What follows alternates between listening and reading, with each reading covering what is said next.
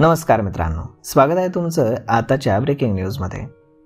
मित्रांनो, महायुती सरकारनं विधानसभेआधी वाजत गाजत सुरू केलेली लाडकी बहीण योजना आता सरकारचीच डोकेदुखी ठरू लागलेली असताना अंगणवाडी सेविकांनाही मनस्ताप देणारी ठरतीये। आधी सरसकट फॉर्म भरा असं सांगत सरकारनं आता फेर तपासणी करा म्हणतायत। त्यामुळे गावात राहणं आमच्यासाठी मुश्किल झालंय, आम्ही सर्वेक्षणाचं काम करणार नाही असं म्हणत अंगणवाडी सेविकांनी याला विरोध करायला सुरुवात केली। गेल्या काही दिवसांपासून महायुती सरकारची लाडकी बहीण योजना ही वादाच्या भोवऱ्यात सापडली। आधी सरसकट लाभ देऊन आता विविध कारणांनी तब्बल 26,34,000 जणी लाडकी बहीण योजनेत अपात्र ठरल्याचे जाहीर करण्यात आले। यावरून राजकीय वर्तुळामध्ये सरकारवरती टीकेची झोड उडालेली असतानाच यामुळे सरकारच्या तिजोरीवरती पडलेला ताण आणि महिलांच्या ऐवजी पुरुषांनीच घेतलेला या योजनेचा लाभ आणि योजनेमध्ये आतापर्यंत खर्च झालेला सरकारचा पैसा यावरनं ही सगळी चर्चा चालू आहे। लाडक्या बहिणींचे फॉर्म सरसकट भरा सांगणारे सरकार आता फेर तपासणी करा म्हणतायत। त्यामुळे गावामध्ये राहणं अंगणवाडी सेविकांसाठी मुश्किलीचं झालंय। आम्ही सर्वेक्षणाचं काम करणार नाही असं म्हणत अंगणवाडी सेविकांनी लाडकी बहीण योजनेच्या फेर सर्वेक्षणाच्या कामाला विरोध करायला सुरुवात केली आहे। फेर सर्वेक्षणाचं काम लावू नये यासोबतच विविध मागण्यांसाठी अंगणवाडी कर्मचाऱ्यांनी धरणं आंदोलन सुरू केलंय।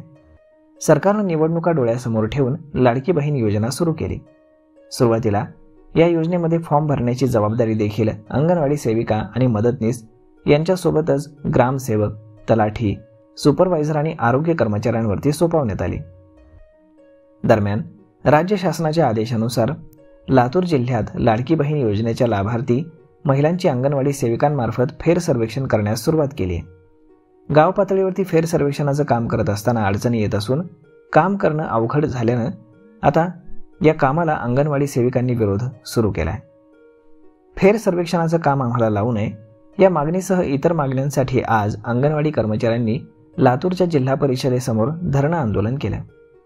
अंगणवाडी कर्मचाऱ्यांना सेवा समाप्तीनंतर दरमहा पेन्शन देण्यात यावी, अंगणवाडी सेविकेला 15,000 आणि मदतनीसला 8,000 रुपये दरमहा मानधन देण्यात यावं यासोबतच इतर मागण्या यावेळी करण्यात आल्या। प्रलंबित मागण्या मान्य न झाल्यास पुन्हा आंदोलन छेडण्याचा इशारा महाराष्ट्र राज्य अंगणवाडी सेविका आणि मदतनीस महासंघानं यावेळी दिलेला आहे। तर मग मित्रांनो, अशा पद्धतीनं लाडक्या बहिणींची जबाबदारी पुन्हा अंगणवाडी सेविकांवरती झालेली आहे, परंतु यावेळी मात्र त्याला विरोध होताना दिसतोय। यावरती आपलं मत काय हे तुम्ही आम्हाला कमेंट करून नक्कीच सांगा। आणि जर हा व्हिडिओ तुम्हाला आवडला असेल तर आपल्या जवळच्या मित्रमंडळींसोबत देखील हा व्हिडिओ तुम्ही शेअर करायला विसरू नका। धन्यवाद।